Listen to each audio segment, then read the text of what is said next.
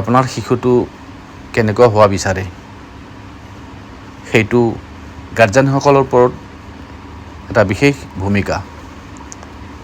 যদি এই সকলো কথা এইবিলাক আমি অনুভৱ নকৰোঁ, বুজি নাপাওঁ গাৰ্জেনসকলে, গতিকে হেল্থৰ ওপৰত যদি নলেজ নাই, তেতিয়াহ'লে আমাৰ শিশুটো আমি কৰা ভুলৰ পৰাই তেনেকুৱা ধৰণৰ কিছু ফল দেখা পাওঁ।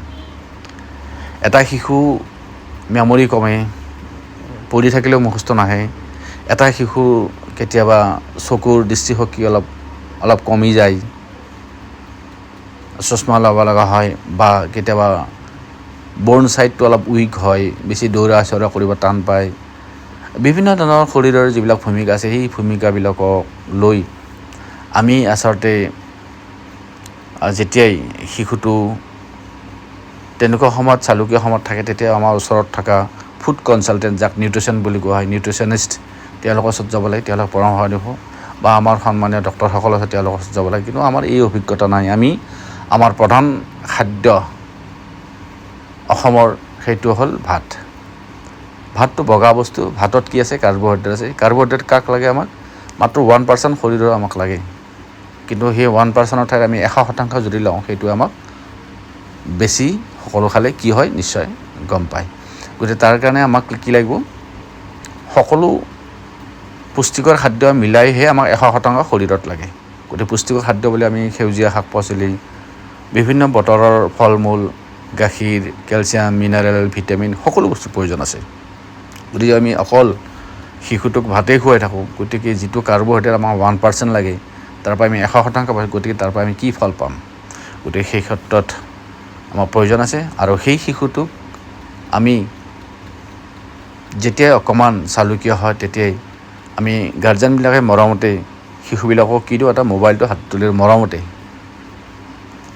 মোবাইলটো টাইম পাছ কৰি থাকে, কোনো লোৱাৰ মানুহ নাই, সেইটোৰ কাৰণে মোবাইলটো ব্যৱহাৰ কৰি থাকে, যাৰ কাৰণে সেই মোবাইলটোৰ জৰিয়তে শিশুটোৰ কিমান সাংঘাতিক অপকাৰ হ'ব, সেই কথাটো বহুত গাৰ্জেনে নাজানে। মোবাইলটো এটা ইলেক্ট্ৰিক ৰেডিয়েশ্যন হয়, সেই ৰেডিয়েশ্যনৰ পৰাই আমাৰ শিশুটোক সাংঘাতিকভাৱে ক্ষতি কৰিব পাৰে। এটা হ'ল মেমৰি শক্তি কমি যাব পাৰে, দ্বিতীয়তে তেওঁৰ দৃষ্টিশক্তিত আঘাত হয়, তেওঁৰ শাৰীৰিক বেলেগ বেলেগ ধৰণৰ ভূমিকা আহে। গতিকে সেই ক্ষেত্ৰত মই আহি থকা প্ৰজন্মসকলৰ কাৰণে মই গাৰ্জেনক অনুৰোধ জনাইছোঁ, আপোনালোকে তেনেকুৱা চালুকীয়া শিশুবিলাকক আপোনাৰ মোবাইলটো লাৰিব নিদিব। আৰু ভাল পুষ্টিকৰ খাদ্য খোৱাৰ উপৰিও তেওঁলোকক আপোনালোকে মুভমেণ্ট হোৱাৰ কাৰণে, শৰীৰটো মুভমেণ্ট হোৱাৰ কাৰণে খেলা খেলিব দিয়ক। ওচৰৰ ফিল্ডত দিয়ক, ঘৰতে চোতালত দৌৰিব দিয়ক, বা যেতিয়া উপযুক্ত 3 বছৰ 4 বছৰ, তেতিয়া আপোনালোকে সমাৰ কলা মাৰ্চিয়েল আৰ্টত দিয়ক।